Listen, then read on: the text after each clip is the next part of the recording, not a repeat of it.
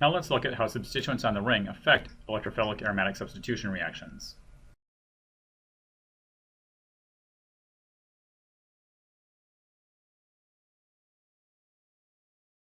Let's look at an example and see how this affects a reaction. So we'll just look at a simple bromination reaction. We're going to react with Br2 and iron tribromide, or FeBr3, and we'll look at the difference between benzene and toluene. So the first question that you should have is, which one of these is faster? To determine that, you need to determine whether or not your methyl group here is electron donating or electron withdrawing. Because it's an alkyl group, there are no lone pairs of electrons, so there are no resonance effects. So the only effect is the inductive effect, and the inductive effect is donating. So this ring has more electron density than a regular benzene. And since it's going to react with an electrophile, right, Br2 plus FeBr3 combines to make Br+.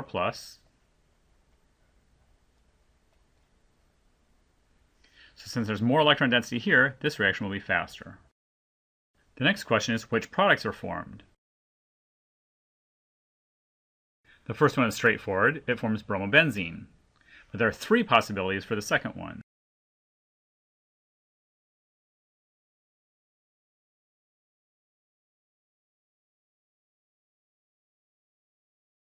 We have the ortho, the meta, and the para products. Which ones are going to form? As it turns out, if we run this in the lab, we find out that we get about 40% ortho, 60% para, and only a trace of meta. Right? So we have to ask ourselves why. Anytime we see a result, stereochemistry, regiochemistry, whatever, we need to try to ask ourselves why that's happening.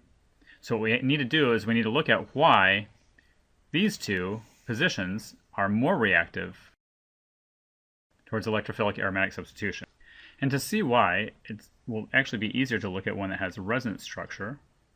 So I'll do a similar kind of reaction. So I can push this lone pair from the alcohol into the ring, OH, which pushes this lone pair out to the position ortho to the alcohol group. Then I can continue to push those electrons around the ring to delocalize the charge. So I can get the negative charge also at the para position. I can keep pushing around, and I can get the negative charge at the other ortho position.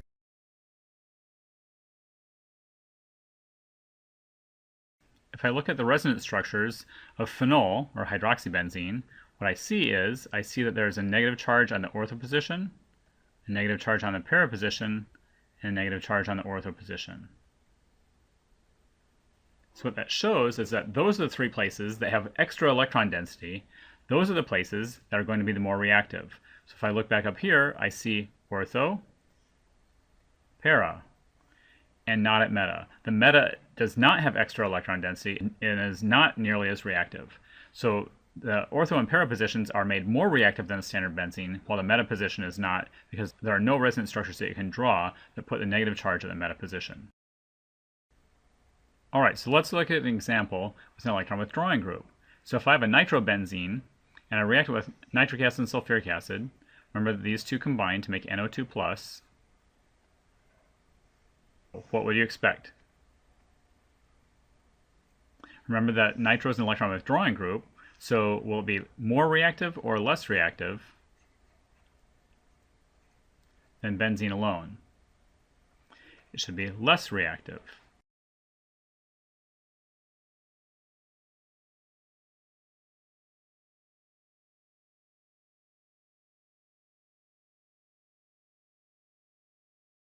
The same question should occur again, is it going to be ortho, meta, or para?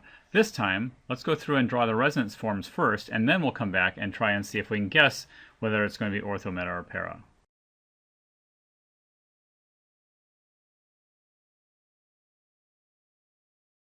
So this nitrogen already has a positive charge next to the ring. I can push this electron pair out to form a double bond to the nitrogen. However, that nitrogen would have 5 bonds now, so I have to push another pair of electrons from that out onto the oxygen.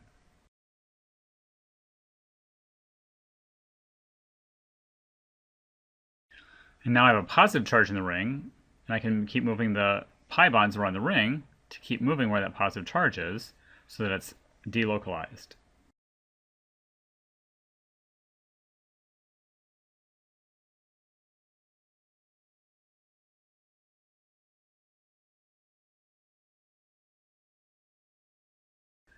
And what we find when you draw these resonance structures is that at the ortho and para positions, there's a positive charge.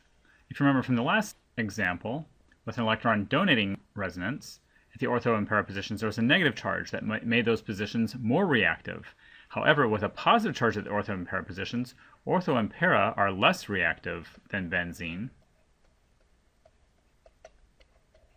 So the only position that's left that's still reactive is meta.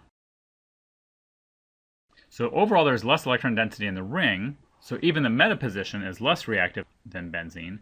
But now we go back up to the top and guess. We would guess that it will be primarily meta. It's true. We end up getting 93% meta.